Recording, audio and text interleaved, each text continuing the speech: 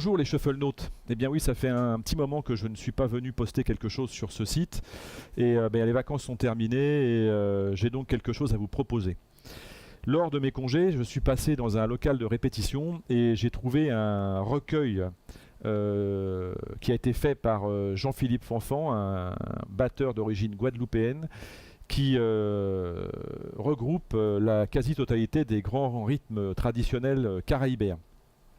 Et comme je vis en Guyane, bien que la Guyane ne soit pas dans la Caraïbe, elle est en Amérique du Sud, elle a beaucoup été influencée par les rythmes caraïbéens, puisque beaucoup de communautés de cette origine vivent en Guyane, et on peut dire que même la musique guyanaise a été sévèrement imprégnée par ces rythmes.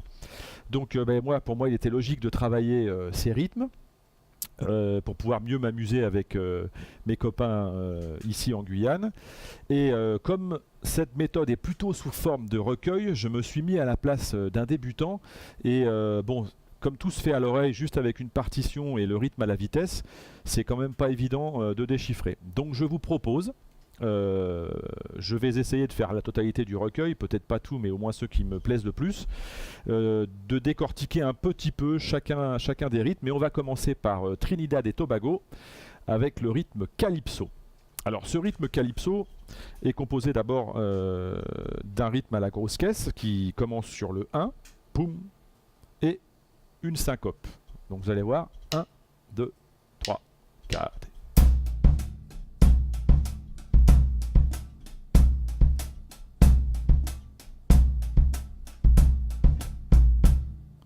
Voilà, ça c'est le rythme de base de la grosse caisse. Ensuite, Nous avons une ouverture de Charleston sur les croches en l'air et fermeture sur le temps. 1, 2, 3, 4 et 1.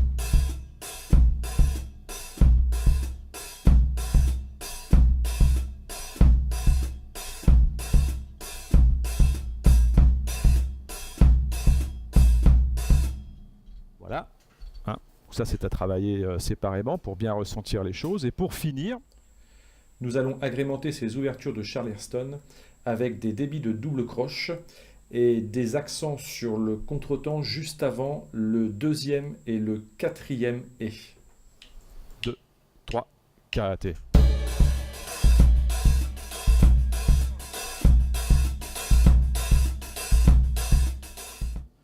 Voilà, ça c'est le rythme de base. Je vais vous jouer un tout petit peu plus lentement la Charleston avec la grosse caisse pour que vous puissiez bien voir comment ça s'articule tout ça.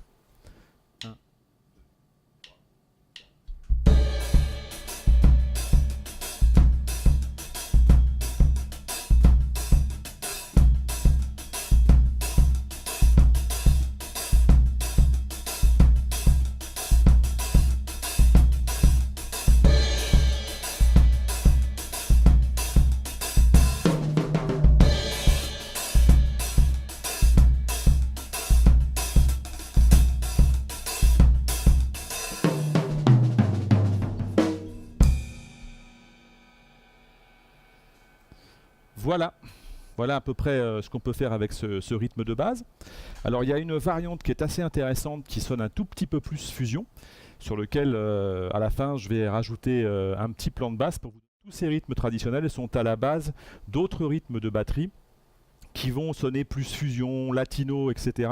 et qui sont couramment utilisés. Eh bien, ils puisent tous leurs inspirations dans ces rythmes traditionnels. C'est pour ça que c'est intéressant, de revenir à la tradition pour après réutiliser ces techniques dans une interprétation de batterie un peu plus moderne, parce que, on maîtrise bien la syncope, la mise en place, parce que si c'est un bon rythme traditionnel, c'est qu'il bouge sérieusement et il sait entraîner les gens vers la danse et se lever. Voilà, il provoque des émotions. 1, 2, 3, 4.